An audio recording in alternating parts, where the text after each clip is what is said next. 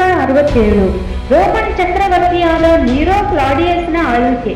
ಅನೇಕ ಕ್ರೈಸ್ತರನ್ನು ಹಿಂಸೆಪಡಿಸುವ ಸಮಯ. ಅಂದು ಅಪೊಸ್ತಲನಾದ ಪೌಲನು ಸೆರೆಯಲ್ಲಿದ್ದನು. ಆಗ ಕ್ರೈಸ್ತರನ್ನು ಹಿಂಸೆಪಡಿಸುವಂತ ನೀರೋ ಕ್ಲಾಡಿಯಸನು ಒಂದು ಆಜ್ಞೆಯನ್ನು ಕೊಡುತ್ತಾನೆ.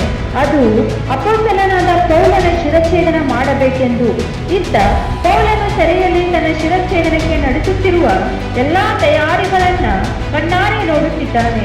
ಆಗ ತನ್ನ ತಲೆಯ ಕಡಿಯಬೇಕೆಂದು ಕತ್ತಿಯನ್ನು ಮಸೆಯುತ್ತಿರುವ ಶಬ್ದ ಪೌಲನ ಕಿವಿಗೆ ಬೀಳುತ್ತಿರುತ್ತದೆ.